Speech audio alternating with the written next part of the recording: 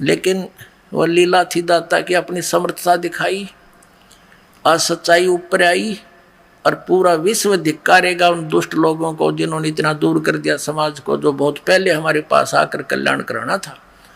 ये उनका दुर्भाग्य था इस जनता का, जिनको ऐसे दुष्ट लोग मिले, जिन्होंने मीडिया ने भी उनका सहयोग दे दिया। मीडिया की ये काम होता है, गंदे विचारों को जनता में भर रहा है मीडिया, चाहे टीवी है चाहे समाचार पत्र है, ना कोई भक्ति मार्ग ना कोई सच्चाई का आधार। तो इस तरह हमें इन अज्ञान और इस पाप से परिपूर्ण कर दिया। अब इस तत्व ज्ञान से और इस अध्यात्म ज्ञान से हमारे अंदर पुण्य बनेंगे। जहाँ जहाँ भी ये टीवी पे भी विचार जाते हैं, कबीर साहिब दास बोल रहा है, कबीर परमात्मा की अमृतवाणी, तो जहाँ जहाँ जिसके कानों में पशु पक्षियों पर भी पड़ेंगे उनमें भी असर करेंगे। ये सत्कर मान लेना, ये परमात्मा की वाणी है।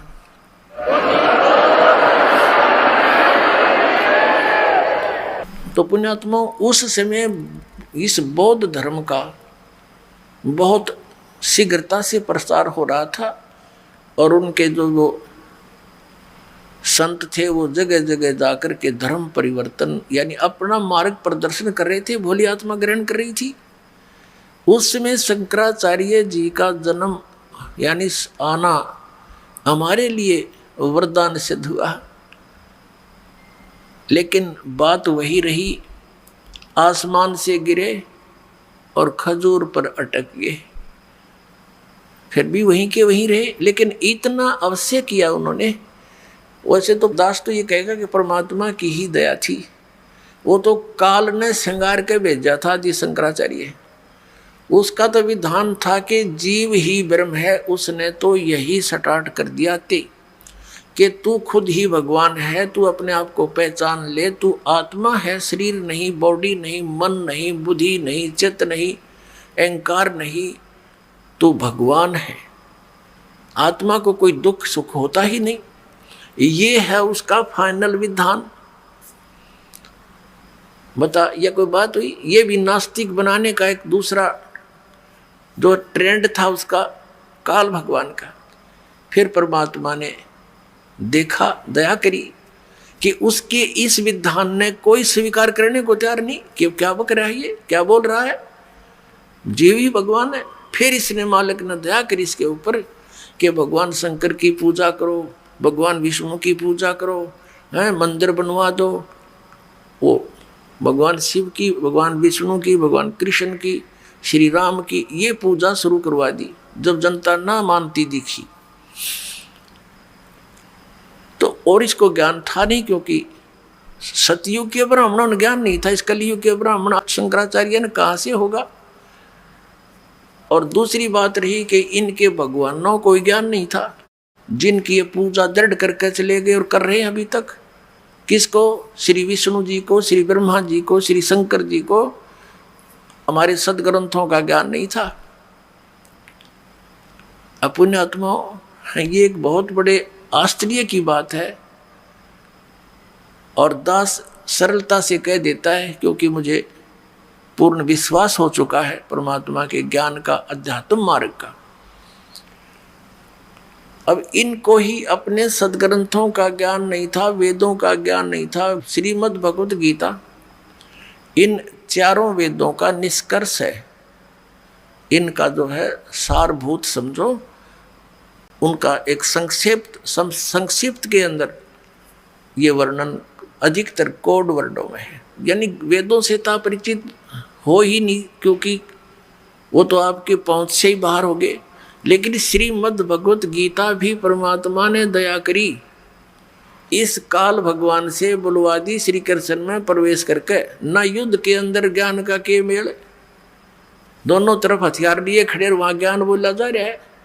ये परमात्मा ने दया बख्शी और इसका अपने रिमोट से इसको वहां सारा कुछ बुलवा दिया। और ये भी कहा दिया कि मैं तो काल हूं भाई, और मेरी शरण में रहना तो युद्ध तुझे करना ही पड़ेगा।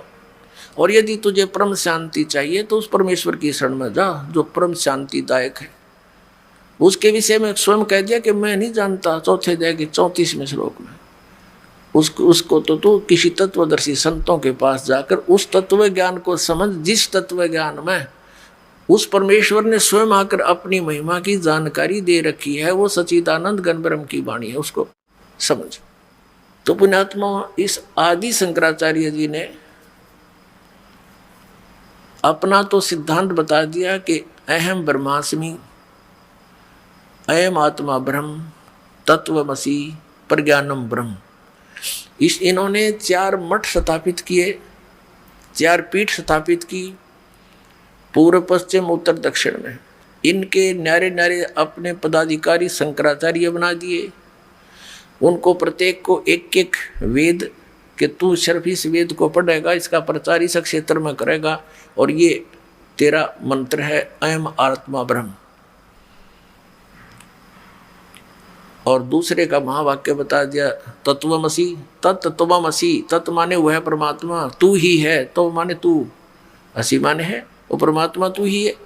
अहम ब्रह्मास्मि, मैं ही ब्रह्म हूँ, मैं ही परमात्मा हूँ। और अयम आत्मा ब्रह्म, ये आत्मा ही परमात्मा है।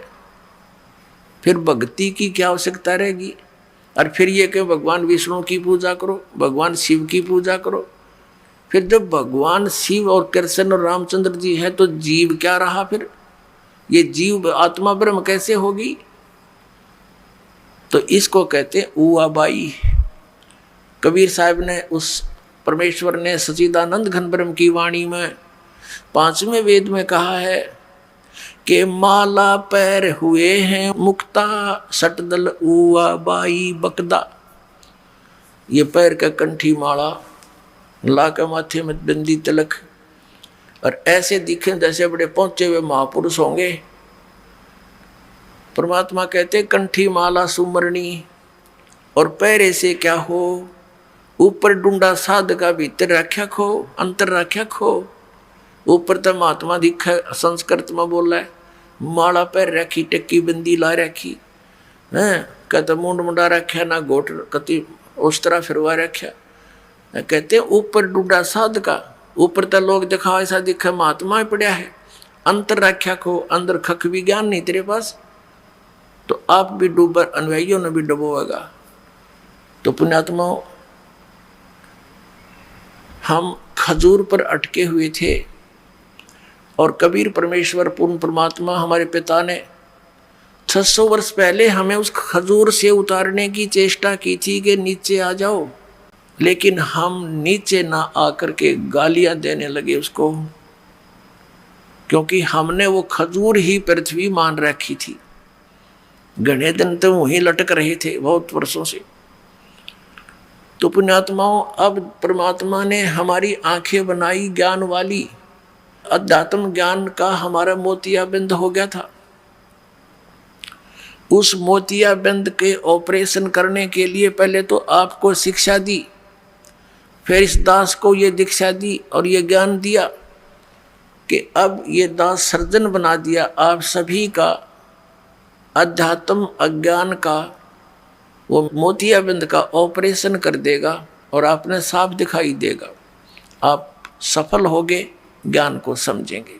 उसके लिए आप जी ने थोड़ा धैर्य रखना पड़ेगा, क्योंकि ये ज्ञान एक ही दिन में समझ में आने वाला नहीं है।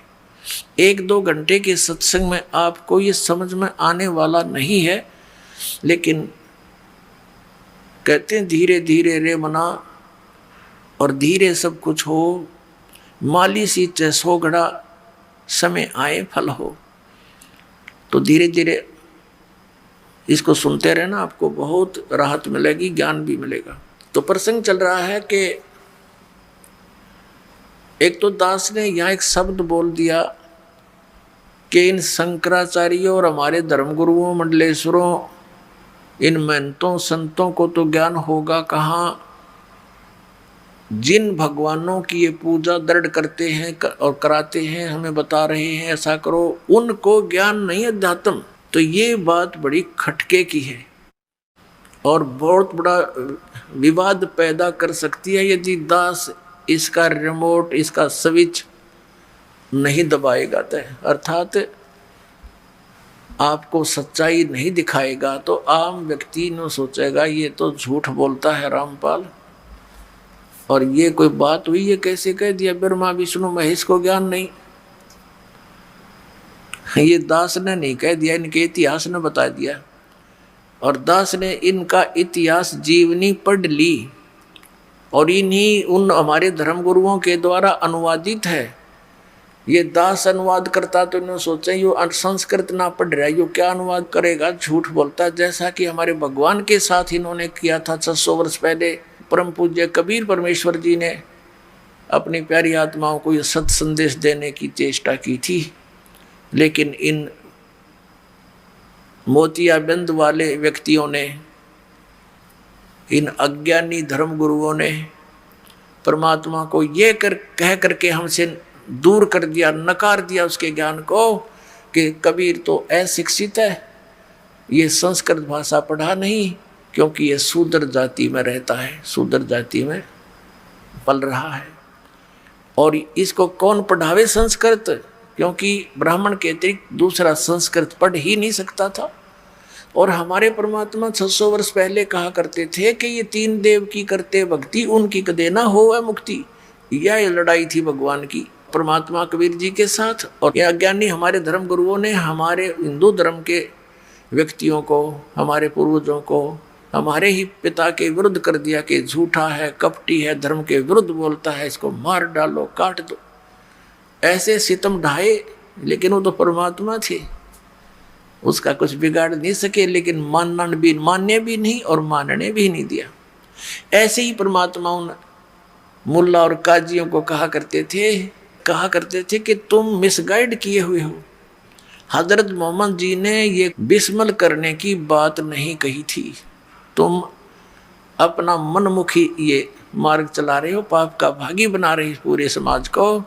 परमात्मा कहा करते थे कि नबी मोहम्मद नमस्कार है, राम रसूल कहाया, 1,80,000 को सौगंध जिन नहीं कर चलाया। अरस कुरस पर अलह तकत है, खालिक बिन नहीं खाली, और वो पैगंबर पाक पुरुष थे साहिब के अब्दाली। फिर क्या बताया कि हम मोहम्मद को वहाँ ले गए, जैसे परमात्मा का विधान है, वेदों में वर्णित है। परमात्मा ने 600 वर्ष पहले कबीर भगवान जी ने कहा था कि वेद मेरा भेद है, मैं मिलूँ न वेदन माही, और जोन वेद से मैं मिलूँ वो वेद जानते नहीं। परमात्मा ने कहा था कि ये विचारों वेद मेरी महिमा का गुणगान कर रहे हैं, लेकिन इन 4 वेदों में वर्णित विधि केवल ब्रह्म तक की है, और यहाँ तक की जो क्रियाएं हैं, यज्ञ हैं, इनकी जानकारी है। ये ब्रह्म तक की साधना है, इससे ब्रह्म लोक प्राप्ति हो सकती है। उसके बाद फिर पुनर्जन्म और 83 लाख योनियों का संकट सदा बना रहेगा। लेकिन उस सूक्ष्म वेद में जो मेरे पाने की विधि है, वो ये 4 वेद जानते नहीं। ये खुद कहते हैं हम नहीं जानते, तत्वदर्शी संत से पूछो। यजुर्वेद अध्याय नंबर 40 का श्लोक 10 से लेकर 13 तक ये स्पष्ट किया गया है। एक तो विद्वान और अविद्वान की परिभाषा बताई गई है, और एक ये बताया गया कि कोई तो परमात्मा को उत्पन्न होने वाला, जन्म लेने वाला साकार बताता है जो अवतार रूप में आता है, कोई निराकार बताता है। इसकी सही जानकारी तो तत्वदर्शी संत बताएगा, उनसे सुनो। ऐसे गीता जी अध्याय नंबर 4 के श्लोक नंबर 34 में कहा है कि उस तत्व ज्ञान को जो परमात्मा ने स्वयं आकर बताया है, उसको तू तत्वदर्शी संतों के पास जाकर समझ। उनको दंडोत प्रणाम करने से वो परमात्म तत्व को जानने वाले ज्ञानी महात्मा यानी तत्वदर्शी संत तुझे उस परमात्म तत्व का ज्ञान कराएंगे, परमात्मा का ज्ञान कराएंगे। तो इससे सिद्ध हो गया कि गीता ज्ञान दाता भी इनकम्प्लीट स्पिरिचुअल नॉलेज रखता है, अधूरा धार्मिक ज्ञान है, वो कंप्लीट नहीं है। वेद भी उन्हीं का, वेदों का सारांश ही श्रीमद् भगवत गीता है। तो इसे तो वो भी समझ सके। तो परमात्मा कहते हैं कि हम मोहम्मद को वहाँ ले गए, जैसे गुणों में लिखा भगवान क्या में कि वो अच्छी आत्माओं को मिलता है, उनको ज्ञान सुनाता है और अपना परिचय देता है, उसको सत भक्ति से परिचित कराता है। तो इसी अपने गुण आधार से, अपने गुण के आधार से हजरत मोहम्मद जी को परमात्मा मिले थे, लेकिन उस समय तक उनकी बहुत प्रभुता हो गई थी, बहुत से अनुयायी हो गए थे, विरोधियों पर भी उनकी सफलता हो गई थी। तो परमात्मा उनको मिले और दिखाया कि आप साधना इस काल भगवान तक की कर रहे हो? कहते हम मोहम्मद को वहां ले गयो ऊपर, और इच्छा रूपी वहां नहीं रहे हो, वहां इसकी आस्था बनी नहीं, क्योंकि नीचे बहुत ज्यादा अनुयायी हो गए थे, सब सलाम करनीय सेवक गणे हो गए थे। तो कहने का भाव है कि इच्छा रूपी वहां नहीं रहे हो, उल्ट मोहम्मद मैल पठाया, इस शरीर में भेज दी उसकी आत्मा। उल्ट मोहम्मद मैल पठाया, गुज बीरज एक कलमा लाया। कहते हैं एक गुज यानी गुप्त, गुज बीरज एक कलमा लाया, रोजा बंग नमाज देरे, बिस्मल की नहीं बात कही रे। कि उन्होंने ये 3 बातें बताई थी, रोजा यानी व्रत रखो, और बंग यानी ऊपर मस्जिद के अंदर चढ़ करके आवाज लगाना, और रोजा बंग नमाज दे रे, बिस्मल की नहीं बात कही रे। अब कहते नेम, कहते ये 5 वक्त की जो नमाज करते हैं, कहते ये 3 बताई थी उनको, ये बिस्मल नहीं करने को कहा था। 4 यार मतलब बिस्मल की थी, और गऊ पकड़ कर बिस्मल की थी। ये तो तुम्हारी अपना मशोरा है, आपकी बनाई हुई एक अपना लोक वेद है। ये हजरत मोहम्मद जी ने ऐसा नहीं कहा। उसके विषय में कहा कि अर्श कुरस पर अल्लाह तकत है, खालिक बन्नी खाली, और वो पैगंबर पाक पुरुष थे, साहिब के अब्दाली। नबी मोहम्मद नमस्कार है, उतारणीय महापुरुष थे। और राम रसूल कहाया, वो तो भगवान का एक संदेश वाहक था, और 1,80,000 उनके अनुयायी थे हजरत मोहम्मद के। वो मुसलमान थे। मुसलमान वही है जो बुराई ना करे, किसी की आत्मा नहीं दुखावे, जीव हिंसा नहीं करता। तो धार्मिक व्यक्ति तो उसी को कह सकते हैं। काटे शीस नहीं दिल करना, बकरे काटें, गऊ काटें, झोटे काट कर बलि चढ़ावें, वो भक्त है। धिक्कार है ऐसी भक्ति को। तो क्या कहा करते, ऐसे ही हिंदुओं में देख लो आप, कामाख्य से माई के माता के बोला झोटे चढ़ रहे, बकरे चढ़ रहे, वह बकरे खाओ, वह मूर्ति अकल मारी जा रही, बताई हमारी। तो परमात्मा यही कहा करते थे, उनको कहा करते थे कि तुमने ये अपना लोग भी बना लिया, वो हजरत मोहम्मद जी का दिया हुआ ये ज्ञान मांस खान का नहीं है। तो वो उधर से वो भी धर्मगुरु कबीर भगवान के विरोधी हो गए, इधर से हिंदुओं के धर्मगुरु कबीर परमात्मा के विरोधी हो गए। और सब ने ये कह दिया, जब मारे से मरा नहीं, काटे से कटा नहीं, सब उन्होंने अपने हथियार चला लिए। उन्होंने देखा मरता भी नहीं और चुप भी नहीं होता। तो ये कहना शुरू कर दिया कि ये क्या जाने हमारे सदग्रंथों के बारे में। ना ये उर्दू पढ़ा, ना फारसी पढ़ा, और ना ये संस्कृत पढ़ा, ये झूठा और कपटी है। तो हमने मान लिया बात उन हमारे नकली गुरुओं की, केवल इसी दृष्टिकोण से कि हमारे कबीर गुरु जी ने संस्कृत को नहीं पढ़ा, इसलिए ये सच्चाई नहीं बोल रहे होंगे। और पुण्यात्मा उस समय 64 लाख से सो गए थे इस भगवान कबीर साहब के 600 वर्ष पूर्व। 64 लाख से, जबकि पूरे भारतवर्ष की आबादी 4 करोड़ होगी। सन 1398 से सन 1518 तक रहे, इतिहास देख लेना। और उस समय भारतवर्ष कितना बड़ा था। अफगानिस्तान, बलोचिस्तान, पश्चिमी और पूर्वी पाकिस्तान, इराक, ईरान तक ये भारतवर्ष ही था। और उस समय 4 करोड़ आबादी मुश्किल तो होगी सारी। और 64 लाख से उस परम पिता के हुए थे। एक दिन में 1000 जगह प्रकट होकर के अपने बच्चों को ये तत्व ज्ञान सुनाया करते। अब अपना जैसे कोई मदारी आता है, कहीं खड़ा हो जाता है, ऊंची ऊंची आवाज में बोलता है, कोई डुगडुगी पीटता है, तो 150 व्यक्ति इकट्ठे हो जाते हैं। वो अपना तमाशा दिखाता है, लोग देखते हैं, घंटों बैठे रहते। ऐसे परमात्मा अपने बच्चों के लिए कहीं जाकर प्रकट हो जाते थे। हाथ में एक तारा ले लेते थे, सुरीली आवाज में गाते अपनी अमृतवाणी बोला करते थे, जो हमारी आत्मा की खुराक है। उस आवाज को सुनकर सब आसपास की इकट्ठे हो जाते थे। परमात्मा उनको वाणी के माध्यम से ऐसी मार्मिक बातें सुनाते थे, उनसे चिपक जाती थी वो कोयल के बच्चे, और उनसे उपदेश लेते थे। इस प्रकार परमात्मा के 64 लाख शिष्य हो गए थे, लेकिन एक भी सफल नहीं हो पाया।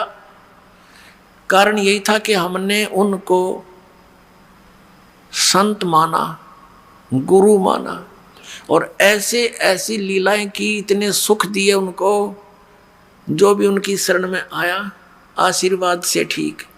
फिर कुछ मंत्र दे दिए, ये जाप करो, जो ओरिजिनल मंत्र, जो 5 मंत्र होते हैं, वो मंत्र ये रंकार ओंकार ये नहीं है, वो दूसरे मंत्र हैं, ये दिया करते थे कि जाप करो। तो उससे हमें दोबारा चार्ज करके उस समय परमात्मा उस समय, और हमारे दुखों को दूर करके जो उनके संपर्क में आए, इतना सुख हो उस घर में जिसमें भगवान का उपदेश चला जा रहा, आशीर्वाद मिल जाए, तो सब आसपास के लोग चकित होने लगे कुछ दिनों में, 10-5 वर्ष में, कि तुमने जी कैसे तुम्हारी इतनी बरकत होगी, कैसे तुम सुखी होगे। वो पूछने लगे, हमारे गुरु जी की कृपा है। तो ऐसे देखा देखी लाखों 64 लाख से परमात्मा के हो गए, और इतना सुख हो गया सबको, क्योंकि वो परमात्मा सुखदाई है, वो सुख का सागर है, वो हमारा पिता है, वो हमारे प्रारब्ध का भी नाश कर सकता है। और बाकी जितने भी संत महात्मा हैं उनका इतिहास देख लो, उनका अनुभव और उनके विचार सुन लो, पढ़ लो। वो कहते हैं कि प्रारब्ध में कोई परिवर्तन नहीं हो सकता, प्रारब्ध में लिखे हुए पाप कर्म दंड को तो भोग कर ही समाप्त करना पड़ता। फिर बाढ़ में जाओ ऐसी भक्ति जिसमें आपत्ति टूटनी वह टूटे जावे और उसमें कोई बचाव नहीं हो, फिर क्या भक्ति की आवश्यकता। इसलिए नास्तिक होते जा रहा समाज। और फिर उस पूर्ति को जो भगवान की भक्ति से हमारी होनी थी, हम 2 नंबर का काम करके, रिश्वत लेके, मिलावट करके ऐसे पूर्ति चाहिए हमने, वो दूने पाप इकट्ठे हो गए।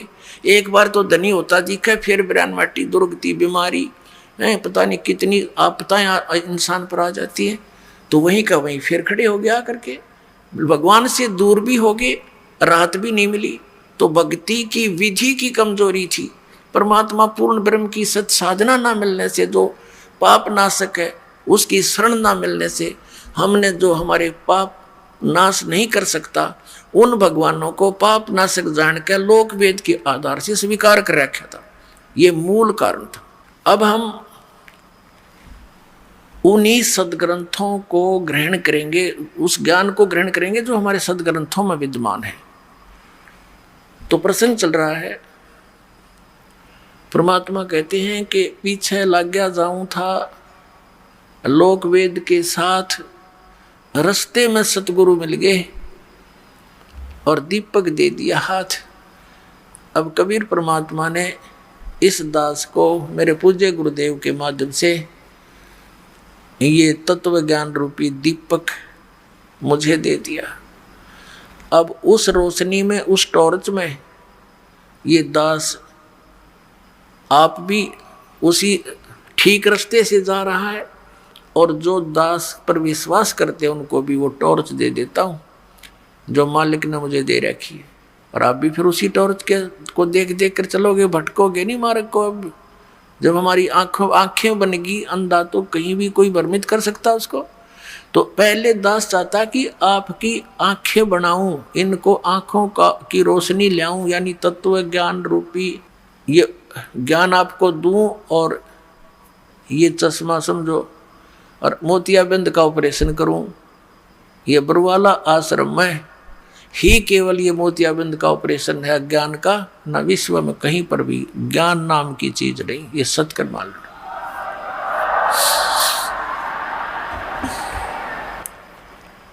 अब आपको थोड़ा सा दास ने एक प्रश्न बोला था, एक शब्द कहा था कि इन शंकराचार्यों को और हमारे हिंदू धर्म के गुरु मंडलेश्वरों को ज्ञान कहाँ से होगा, जिनको ये भगवान संपूर्ण परमात्मा मानते हैं, नारायण मानते हैं, अजरो अमर मानते हैं, इनको ज्ञान नहीं अध्यात्म मार्ग का। तो पुण्यात्मा, ये एक 10वां 11वां अजूबा है जो ये बात कहनी कि ब्रह्मा विष्णु महेश ने ज्ञान नहीं अध्यात्म मार्ग का। लेकिन आज परमात्मा के बच्चे शिक्षित हो गए, नहीं तो पहला लठबाज लो मेरी गेला। और वो कर भी दिया था न क्रोथा कांड, यही कारण था दास ये सच्चाई का था नकली आचार्यों की। यह दुकानें बंद होने के कागार पा गई थी, इन्हें सोचा रोला रला दे बात, दुनिया को बदनाम कर दो रामपाल को। कहीं ये सच्चाई जनता तक पहुंच गई तो तुम्हें धिक्कारेंगे और तुमसे भाग जाएंगे, तुम फिर कहाँ से चंदा मांग कर लाओगे।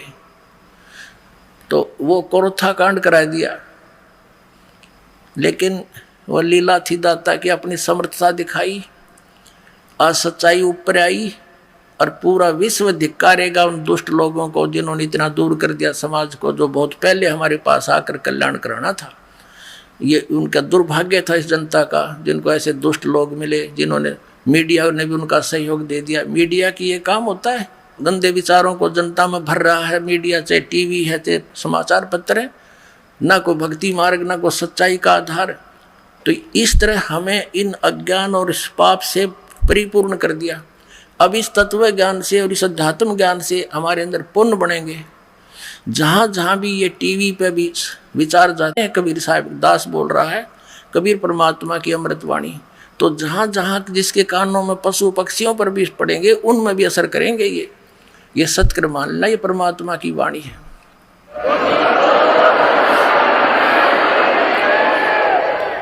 और जो आज तक हमने जितना भी पाप इकट्ठे किए, ये वाणी के कुछ पाप ऐसे इस वचनों से खत्म होते हैं। जैसे पुराने समय में कुछ तो वैद्य लोग अपनी वैद्य दवाइयों से इलाज करते थे, सर्प दंश का, सर्प काटे का, और कुछ सिद्ध कर लेते थे मंत्रों को, वेद मंत्रों को, जो सर्प के विष को खत्म कर देता था, मंत्र बोल बोल के, वो वाणी उच्चारण कर करके। तो जैसे कोई सर्प डसा हुआ व्यक्ति बेहोश पड़ा है, अचेत, और वो मंत्र बोल रहा है, बोलने वाला गारडू, वो सुन नहीं रहा वो व्यक्ति, लेकिन वो मंत्र उसकी बॉडी पर असर कर रहे हैं, उसकी आवाज़ बोल, वो मंत्र की जो आवाज़ है, वचन, और धीरे धीरे उसका सर्प का वो विष उतर जाता था और वो सचेत हो जाता था। तो ऐसे पुण्यात्माओं, ये अमृत वाणी परमात्मा कबीर जी द्वारा दिया गया जो तत्व ज्ञान है, ये सब सिद्ध वाणी है। लेकिन ये आम व्यक्ति के माध्यम से बोली गई तो उससे तो फिर वो असर करेंगी नहीं, क्योंकि कोई भी जैसे सिरंज है और सिरंज डिफेक्टिव है, उसमें स्वयं ही कुछ और डंगा है और उसके माध्यम से दवाई व काम ना करे, रिएक्शन और करेगी।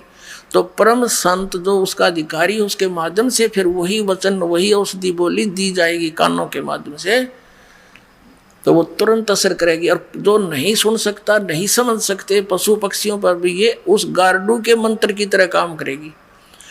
और जैसे अब टीवी पर चल रहा है ये प्रोग्राम, जनता को सभा गया ये सच्चाई, क्योंकि समझदार बुद्धिमान व्यक्ति है।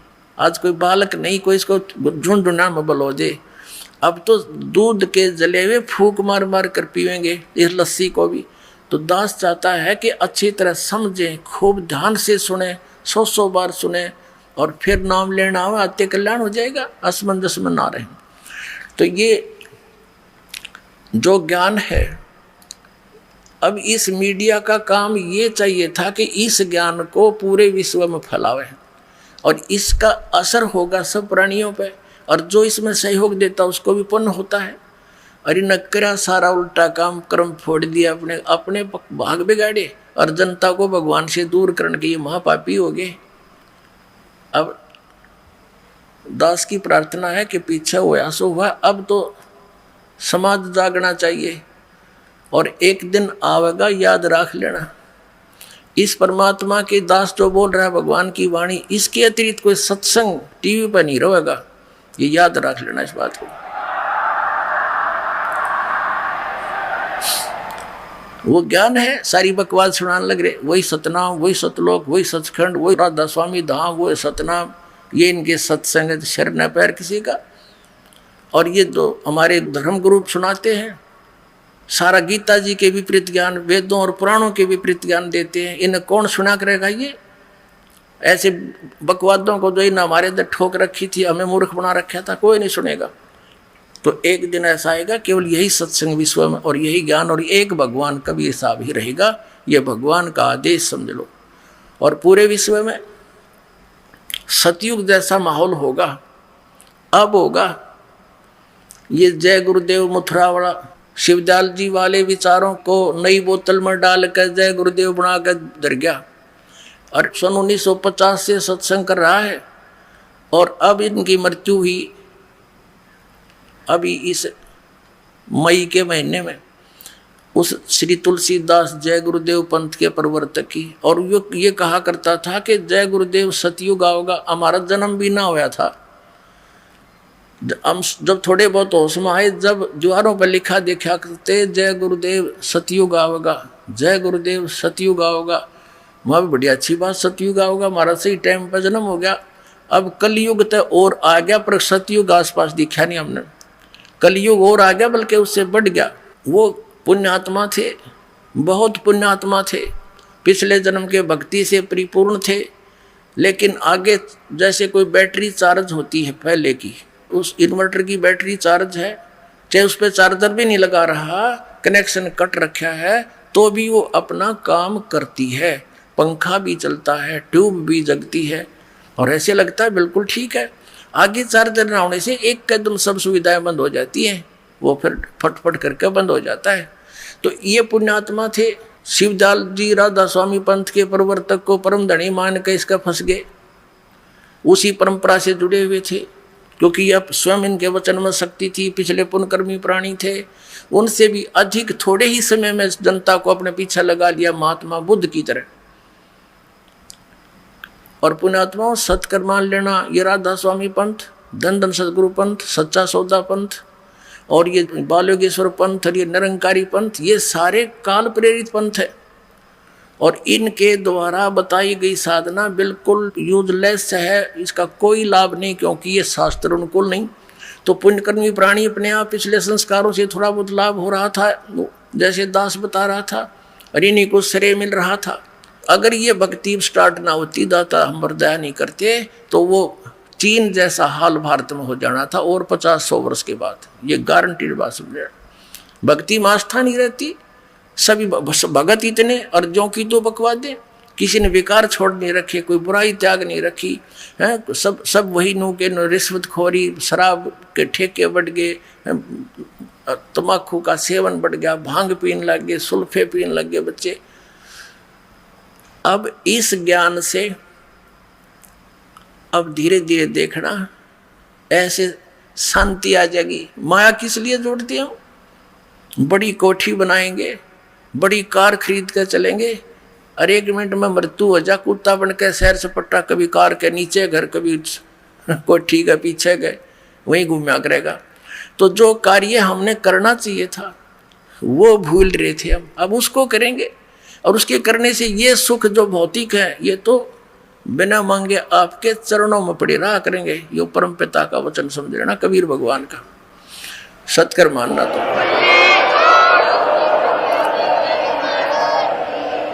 कारण क्या है? आप जब दुखी होते हो, आपका प्रारब्ध में पुण्य नहीं रहे, और प्रारब्ध में पाप शुरू हो गए, पापों का नाश आप भोग कर करना ही मानते रहे। अब परमात्मा कबीर जी का ये मंत्र इतना स्ट्रॉन्ग है, इससे वो प्रारब्ध के पाप नाश हो जाएंगे, सुख हो गया। पैर में कांटा लगा हुआ है। अब इन लोगों का तो ऐसा विधान था जैसे किसी के पैर में कांटा लगा है, और वो कहता है कि मुझे पैर में दुख हो रहा है। उसने 2 मांझ कर देख लिया कि इसको आपको कांटा लगा है। अब उसको कोई कहे भी फिर क्या समाधान है कि देखो कांटा तो निकलेगा नहीं, जूता पहन ले, आगे कांटा नहीं लगेगा। अब कांटा लगे पैर में, जूता पहना नहीं जा सकता, वो तो कांटा निकले और फिर जूता पहने, और इस डर से पहनेगा कहीं फिर ना कांटा लग जा। तो पुण्यात्माओं, इस सतलोक आश्रम में कबीर परमात्मा आपके प्रारब्ध कर्म में लगे हुए उन पाप कर्म रूपी कांटों को निकालेगा, और फिर राम नाम का जूता देगा आपको। आप इस डर से नहीं उतारोगे, हे भगवान कहीं फिर ना दुख, फिर आपत्ति ना आ जाए। तो फिर दास जो आपको मर्यादा बताओगा कि ये हानि करेंगी, तो आप कैसे कर दोगे उनको? आप सपने में भी ना करो उस गलती को जिससे इतनी आपत्ति आपके आ गई थी। तो इस कारण से आप, हमारा समाज एकदम मानव समाज बुराइयों से ऐसे बहुत दूर हो जाएगा। अब हमारा माहौल खराब हो गया, सब जगह कोई ड्रिंक कर रहा है, कोई बीड़ी सिगरेट पी रहा है, कोई सिनेमा देख रहा है, कोई बकवाद कर रहा है। तो हमारे बच्चे फिर उनके सराउंडिंग रहते हैं, तो वो सारे ऐसी ही बुराई करके अब हमारी बहुसंख्या हो जाएगी बुराइयों से दूर रहने वालों की। तो हमारे संग में आएगा, उनको भी हम ना भाई यहाँ नहीं पीना, दे मैं हाथ नहीं लगाऊंगा, हमारे घर में भी मत पीना, हमें हानि हो जाएगी। तो वो भी लज्जा आएगी उनको। एक भगत कह रहा था, जी मैं तो इस मेरे भतीजे ने भगत बना दिया। बोला कैसे? कि मेरे छोटे भाई का लड़का, मुझे बहुत प्रेम उसमें, और मैं कहीं नौकरी करता था, साल भर के बाद आया, मैंने उसको प्यार से अपने लगा उठाया गोदी से, तो मेरे मुंह से बीड़ी की बदबू आ रही थी। तब तो वो चुप रहा, उसको पता नहीं ये कहाँ से आ रही है। फिर मैंने बीड़ी लगाई, कहने लगे ताऊ जी नहीं, यहाँ पीना भी नहीं हमारे घर पे, इसको फेंक दे, बहुत बुरी चीज है। मैंने जैसे तैसे करके वो कहता रहा, मैंने पी ली, उठ के चला गया, मैं तेरे से बात नहीं करूंगा। अब वो ऐसे ही करता रहा, कई बार मन में शर्म आने लगी कि छोटा सा बालक और ये डूके या बुरी चीज और मैं पीऊँ। बोला मैंने वह फेंकनी पड़ी, नाम तय लिया और बाद में, पर उसके कहने से बुराई छोड़नी पड़ी। तो पुण्यात्माओं ऐसी स्थिति आएगी, अब तो एक दूसरे ने बुराई का लगा रहे हैं, न पीले पीले के फर्क पड़ा, ला एक गुट्टी ला ले हैं, और फिर ना भाई खबरदार इसका हाथ न लगे, दूर हमारे पास ना पीना, मेरे सिर में चढ़ जाती है। और सचमुच ऐसा ही होगा आपके कुछ दिनों में। तो इस पूरे विश्व में ये बहुत जल्दी हटेगी, सब दुखी हैं। ये कोई खान पीन की चीज है, मांस और शराब और ये बकवास, बीड़ी, एक तम्बाकू हुक्का पीने वाला व्यक्ति, एक सिगरेट वाला हुक्का पीता है, धुआं छोड़ता, पूरे घर के वातावरण में घोल देता उसको। तो वो उसका पिया हुआ उसके बच्चे भी पीवे, उसके सांसों द्वारा अंदर जा, उसकी पत्नी, बच्चे, बहन, भाई, सब वो सब का नाश कर रहा है। तो इस प्रकार इस बुराई से हमने दूर होना पड़ेगा। होंगे ही, हम बालक थोड़े हैं, और परमात्मा साथ देगा इस जीव का। नहीं, जीव के बस का नहीं, बुराई छोड़ दे, मालिक का सहयोग भी आपके साथ रहेगा। अब दास आपको एक प्रसंग, एक कंसेप्ट क्लियर करने चला है कि दास ने एक वचन बोला कि ब्रह्मा विष्णु महेश को ही अध्यात्म ज्ञान नहीं, तो इन हमारे आचार्य शंकराचार्यों और गुरु धर्म गुरुओं को कहाँ से होगा। अपने आत्माओं, हम इन अपने धर्म गुरुओं से पूछा करते थे कि ब्रह्मा विष्णु महेश ये इनके कोई माता पिता हैं, ये कहा करते तो अजन्मा है। कुछ एक तो ये कहा करते ब्रह्मा की तो मृत्यु होती है, उसका तो सीमा है, आयु का समय है, लेकिन शंकर जी और विष्णु जी ये अजर व अमर है, ये तो अविनाशी तत्व हैं, इनकी मृत्यु नहीं होती। और फिर कोई इनसे पूछता कि ब्रह्मा विष्णु महेश किसकी भक्ति करते हैं, तो कोई तो हमारे ये नकली धर्मगुरु कहा करते या अपने स्वरूप का ध्यान करते, क्योंकि अयम आत्मा ब्रह्म की आत्मा ही ब्रह्म है, अहम ब्रह्मास्मि, उस वाक्य को, अपने उस अज्ञान वाक्य को और प्रमाणित करने के लिए अब ना इन्होंने सदग्रंथों को आधार बनाया, अब पुराणों को ये सत्य मानते हैं। हमारे धर्मगुरु, पवित्र हिंदू धर्म के धर्मगुरु जितने भी हैं, ये पुराणों को सत्य मानते हैं। और फिर ये कहते हैं भगवान विष्णु या भगवान शंकर जी ये किसी का ध्यान नहीं करते, और कोई कहता नहीं ये किसी का ध्यान नहीं करते। कोई क्या कहता है कि श्री विष्णु जी, शंकर जी श्री राम का ध्यान करते हैं, और कोई कहता है कि कृष्ण जी का ध्यान करते हैं। इतना मूर्ख बना रखा हमारे को। अब ये किसका ध्यान करते थे ये आपको दिखाते हैं। और ये कहते हैं, कोई तो कहता है नहीं ये किसकी भक्ति करते हैं, ऐसा कुछ नहीं है, वो कोई नहीं करते। अब दिखाते हैं आपको इनकी जीवनी में। तो पुण्यात्माओं, हमारे लिए हमारे ग्रंथ आधार थे, आज भी इनको आधार मानकर हम अज्ञान को हटा सकते हैं। देखिएगा, श्रीमद् देवी भागवत गीता प्रेस गोरखपुर से प्रकाशित है। संक्षिप्त श्रीमद् देवी भागवत यानी देवी पुराण, संपादक हनुमान प्रसाद पोदार, चिमनलाल गोस्वामी। और ये गीता प्रेस गोरखपुर से प्रकाशित है और वहीं से मुद्रित है। मुद्रक प्रकाशक है मुद्रक गीता प्रेस गोरखपुर, गोविंद उन कार्यालय कोलकाता का संस्थान। ये इनके फोन और फैक्स नंबर है। यहाँ देखिएगा, हम इसको पढ़ेंगे पहला स्कंद और संक्षिप्त देवी भागवत 28 पृष्ठ से। ये व्यास जी और नारद जी की वार्ता हो रही है। नारद जी ने कहा, महाभाग व्यास जी, तुम इस विषय में जो पूछ रहे हो ठीक ही प्रश्न मेरे पिताजी ने यानी श्री ब्रह्मा जी ने भगवान श्री हरि से किया था, विष्णु जी से किया था। देव अधिदेव भगवान जगत के स्वामी हैं। लक्ष्मी जी उनकी सेवा में उपस्थित रहती हैं। दिव्य कौस्तुमणि उनकी शोभा बढ़ाती है। वे शंख चक्र गदा लिए रहते हैं, पीताम्बर धारण करते हैं, 4 भुजाएं हैं, वक्ष स्थल पर श्रीवत्स का चिन्ह चमकता रहता है। वे चराचर जगत के आश्रयदाता, जगत गुरु एवं देवताओं के भी देवता हैं। ऐसे जगत प्रभु भगवान श्री हरि, देखो अब नारद जी का ज्ञान सुन ले। ऐसे जगत प्रभु भगवान श्री हरि महान तप कर रहे थे, उनकी समाधि लगी थी।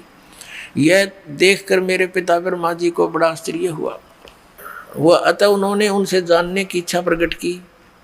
ब्रह्मा जी ने पूछा, प्रभु आप देवताओं के अध्यक्ष, जगत के स्वामी, भूत भविष्य एवं वर्तमान सभी जीवों के एकमात्र शासक यानी उनके मालिक भगवान, फिर आप क्यों तपस्या कर रहे हैं और किस देवता की आराधना में ध्यान मग्न है? मुझे असीम आश्चर्य तो यह हो रहा है कि आप देवेश्वर एवं सारे संसार के शासक होते हुए भी समाधि लगाए बैठे हैं। ब्रह्मा जी के विनीत वचन सुनकर भगवान श्री हरि यानी हम पहला सकंद 29 पृष्ठ पर आ गए। श्री हरि उनसे कहने लगे, ब्रह्मन सावधान होकर सुनो, मैं अपने मन का विचार व्यक्त करता हूँ। देवता दानव मानव सब यही जानते हैं कि तुम सृष्टि करते हो, मैं पालन करता हूँ और संकर संहार किया करते हैं, किंतु फिर भी वेद के पारगामी पुरुष अपनी युक्ति से यह सिद्ध करते हैं कि रचने पालने और संहार करने की यह योग्यता जो हमें मिली है उसकी अधिष्ठात्री शक्ति देवी हैं। वे कहते हैं कि संसार की सृष्टि करने के लिए तुम में राजसी शक्ति का संचार हुआ, यानी रजगुण ब्रह्मा सिद्ध हुआ। मुझे सात्विक शक्ति मिली, सतगुण विष्णु हुआ और रुद्र में तामसी शक्ति का आविर्भाव हुआ।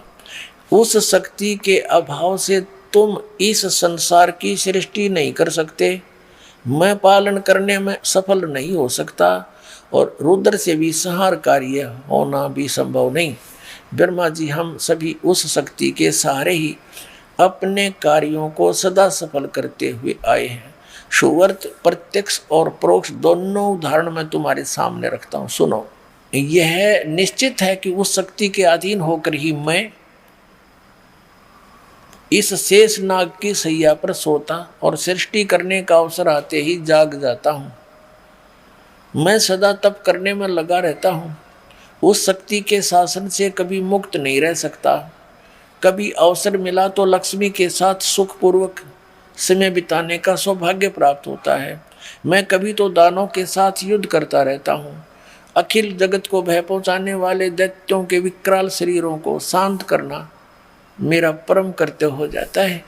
और देखो कमाल कर दिया, मुझे सब प्रकार से शक्ति यानी दुर्गा जी के प्रकृति देवी के अधीन होकर रहना पड़ता है।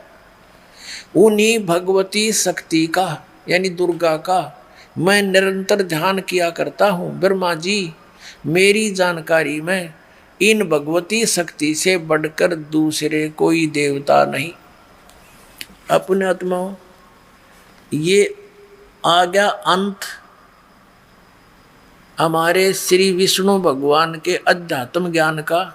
ये कहते हैं कि मैं दुर्गा यानी देवी जी, श्री देवी जी की भक्ति करता हूँ और इससे ऊपर मैं किसी भगवान से परिचित नहीं हूँ, मेरे लिए फाइनल गॉड है। अपने आत्माओं, श्री देवी जी क्या कहती है ये वचन और सुन लो। अब इस शिक्षा का आपके लिए एक वरदान होगा कि हम भगवान पहचानेंगे और भक्ति कोई कठिन नहीं, 2 मिनट में अपना सत भक्ति हुई, सब एक रस समाज हो गया तो रोज भक्ति बढ़ेगी। अब तो हमारे को नियम खंडित करवा देता है। समाज में यो ज्ञान अभी फैला नहीं है तो विरोधी घने हो जाते हैं हमारे बच्चों के। धीरे धीरे सब ठीक हो जाएगा। अब देखना, अब देवी जी क्या बताती है, वो कहती है राजा हिमालय को ज्ञान दे रही है और कह रही है कि वैसे तो कह रही मेरी भक्ति कर, लेकिन इससे मोक्ष वोक्ष कुछ नहीं। फिर कहे कि उस ब्रह्म की भक्ति करो, ब्रह्म की, उसका ओम नाम है, और उसको टारगेट मानकर, इष्ट मानकर ब्रह्म की भक्ति करो, ब्रह्म लोक में चले जाओगे और सब बातें छोड़ दो, यानी मेरी भी पूजा त्याग दो। देखिएगा ये 7वां स्कंद है।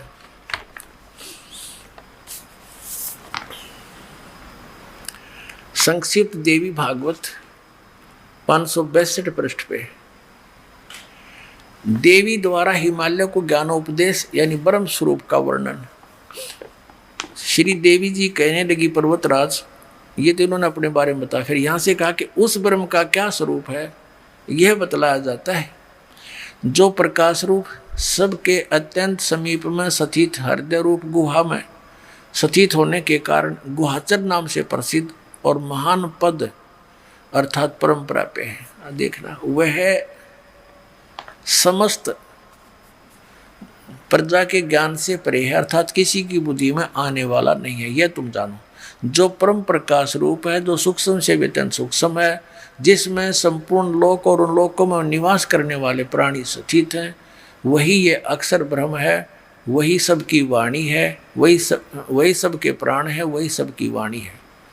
अब देखो, दुर्गा के ज्ञान से भी परिचित होते चलना, श्री दुर्गा जी के ज्ञान से वो ब्रह्म को अक्षर ब्रह्म कह रही है, जबकि यह सर ब्रह्म है। फिर भी ध्यान से सुना, वही उसी सबकी वाणी है, सबका मन है, यह परम सत्य और अमृत अविनाशी तत्व है। सौम्य, उस वेदने योग्य लक्ष्य का तुम वेदन करो, मन लगाकर उसमें तन्मय हो जाओ। ये तो वही बात आगे नीचे आते हैं, उसका ओम नाम है और ब्रह्म को लक्ष्य मानकर जीवात्मा जाप करे। यहाँ स्पष्ट कर दिया, उस एकमात्र परमात्मा को ही जाने, दूसरी सब बातों को छोड़ दे। अर्थात मेरी पूजा भी मत करना और कोई पूजा नहीं करना, केवल एक ब्रह्म की पूजा करो। यही अमृत रूप परमात्मा के पास पहुंचाने वाला पुल है। संसार समुद्र से पार होकर अमृत स्वरूप परमात्मा को प्राप्त कराने का यही सुलभ साधन है। इस आत्मा का देखो ये लिखा है कि अंतर्यामी रूप से वर्तमान है।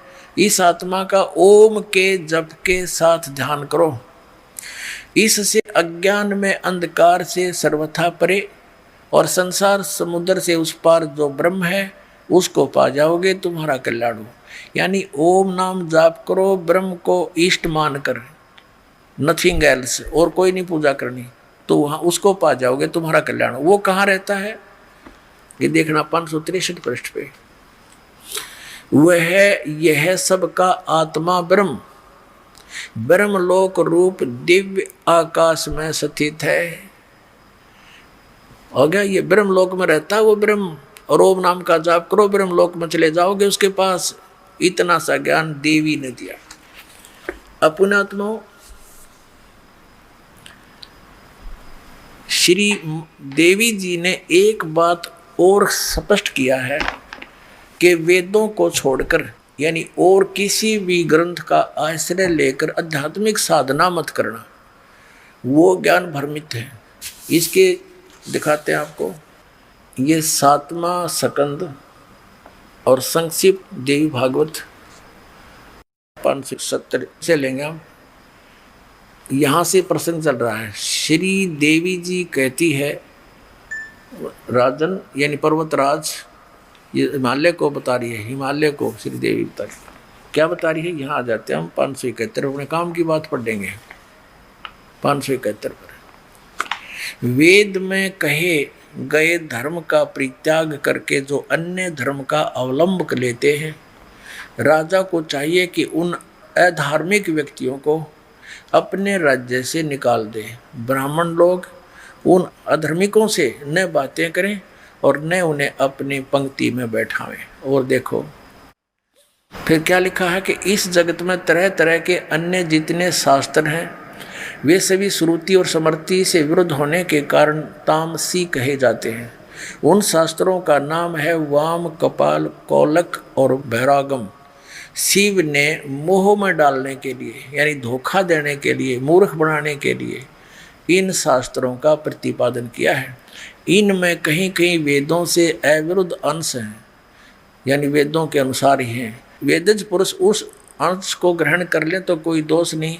वेद से भिन्न अर्थ को स्वीकार करने के लिए द्विज सर्वथा अनधिकारी है। अतएव वैदिक पुरुष सम्यक प्रकार से प्रयत्न करके वेद का ही आश्रय ले, यही शाश्वत धर्म है। अब इसमें आपने ये तो पढ़ा, थोड़ा सा और कंसेप्ट क्लियर कर दें कि वर्तमान के ब्राह्मण ये जो थे, ये हमारे जो आदि शंकराचार्य और जितने वर्तमान के शंकराचार्य ये ब्राह्मण हैं सारे। हिंदू धर्म के गुरु ब्राह्मण थे, ये ब्राह्मण हैं कलयुग के ब्राह्मण। और इन कलयुग के ब्राह्मणों को इस देवी पुराण में क्या संज्ञा दी है ये पढ़ा दूँ थोड़ा, क्योंकि ये हमारे धर्मगुरु इन कहते हैं कि हम पुराणों में जो लिखा सत्य मानते हैं। तो कृपा इन एक बार फिर पढ़ लो और सुधर जाओ। दास की यही प्रार्थना है, समाज शाना हो गया। देखो ये वही देवी भागवत चल रही है, आपको दिखाते हैं। 471 414 पृष्ठ पर दिखाते हैं। ये छठा स्कंद है और संक्षिप्त देवी भागवत पृष्ठ 414। यहाँ से हम शुरू करते हैं। जन्मेजय ने पूछा, महाभाग किस युग में कैसा धर्म का स्वरूप है, इस संपूर्ण विषय को विशेष रूप से बताने की कृपा कीजिए। व्यास जी बोले, व्यास जी बता रहे हैं। व्यास जी के ज्ञान का सुन लेना, कितना ज्ञान है इसको। राजन, ये निश्चय है कि सतयुग में ब्राह्मण वेद के पूर्ण विद्वान थे। उनके द्वारा निरंतर भगवती जगदम्बा की आराधना होती थी। भगवती का दर्शन करने के लिए उनका मन सदा ललायित रहता था। अब देख लो, हमारे सतयुग के ब्राह्मणों के बारे में वेद व्यास जी बता रहे हैं कि वह वेद के पूर्ण विद्वान थे और दुर्गा की पूजा करा करते है। इनमें कल्पित है, इन पढ़ा वेदों को। दुर्गा तो कह रही है कि और किसी की पूजा नहीं करनी, मेरी भी पूजा छोड़ दे और केवल एक ओम जाप है और ब्रह्म को उद्देश्य ईष्टमान और उसकी पूजा कर ब्रह्म लोक में जाएगा, जब तेरा कल्याण होगा। बाकी तक की तड़ले डोए जाओ, बकवाद करते रहो अपने आत्माओं। और व्यास जी के ज्ञान का पता लग गया आपने, ये कितना विद्वान था। अब पुण्यात्माओं ये ना समझना कि किसी ने वेदों को लिपिबद्ध कर दिया, पुराण लिख दिए। वेद उन्होंने लिखे हैं, उन्होंने बोले नहीं। जैसे यू ज्ञान बोला किसने, श्री कृष्ण में प्रवेश करके इस काल भगवान ने, ब्रह्म ने बोला और लिख दिया वेद व्यास में, फिर उसने प्रवेश करके लिखवा दिया। तो इसमें वेद व्यास का था खोखा खोखा प्रयोग किया, उसने खुद ज्ञान कतई नहीं था। इसमें क्या लिखा वेदों में, तो इसलिए कह रहा है कि सतयुग के ब्राह्मण वेद के पूर्ण विद्वान होते थे और दुर्गा की पूजा करते थे। और दुर्गा जी कह रही है और सब पूजाएं मेरी भी त्याग दो, ब्रह्म साधना करो, ओम नाम का जाप करो, नथिंग एल्स, और ब्रह्म लोक की साधना प्राप्त होगी। और फिर ब्रह्म क्या कहता है वो आपको बताएंगे। अब पहले आगे चलते, देखिए ये 414 पर हम पढ़ रहे हैं। व्यास जी उत्तर दे रहे हैं कि हे राजन, निश्चय ही सतयुग में ब्राह्मण वेद के पूर्ण विद्वान थे। उनके द्वारा निरंतर भगवती जगदम्बा की आराधना होती थी।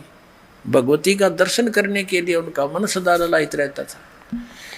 प्रत्येक गांव में शक्ति मंदिर का उद्घाटन हो, इस विषय की उनके मन में बड़ी उत्सुकता थी। यानी मंदिरा के लठ भी इन नन गढ़वारा के सतयुग तो प्रारंभ हो रहे वेद विरुद्ध ज्ञान करते हुए। अब देखो यहाँ क्या बताया है इसी में 414 पृष्ठ पे, संक्षिप्त देवी भागवत छठा स्कंद के चारों युगों के ब्राह्मणों की सतिथि बताते हुए व्यास जी आ रहे हैं। धर्म की यही सतिथि त्रेता में रही, परंतु कुछ ह्रास हो गया था। सतयुग की जो सतिथि थी वह द्वापर में विशेष रूप से कम हो गई थी। राजन, उन प्राचीन युगों में सतयुग त्रेता द्वापर में जो राक्षस समझे जाते थे वे कली में ब्राह्मण माने जाते हैं, क्योंकि अब के ब्राह्मण प्राय पाखंड करने में तत्पर रहते हैं, दूसरों को ठगना, झूठ बोलना और वैदिक धर्म कर्म से अलग रहना कलयुगी ब्राह्मणों का स्वाभाविक गुण बन गया है। अपुण्यात्माओं, ये दास नहीं कह रहा, इनका इतिहास बता रहा है कि ये वर्तमान के ब्राह्मण हैं जो ऐसे जुल्म कराया करते थे। परमेश्वर आए, कबीर साहब उनके पीछे ला दिए। अब सुनाऊंगा आपको कथा भगवान के साथ इन्होंने के जुल्म कराया था, जो यही ज्ञान जो दास आपको बता रहा है और इन सदग्रंथों में दिखा रहा है तो आप मान रहे हो। नहीं तो ये धर्मगुरु ई फिर आग लवा दी थी न, पर समर्थ की ओट थी। क्रोथा कांड यही कारण था। सत्कर मानना तुम आप जी कि इनकी दुकान बंद होने के कागार पर आ गई थी। इनको पता लग गया था तुम्हारे जूते लगेंगे, थोड़े दिन में जनता ने कहेगी हमारे पूर्वजों का नाश कर दिया तुमने। उनको भूत बनवाया, गलत साधना करवा के हंड धक्के खानते अन्यों के श्राद्ध निकालो, अपना पेट भरने की खातिर ये और घाटा जुड़वा दिया।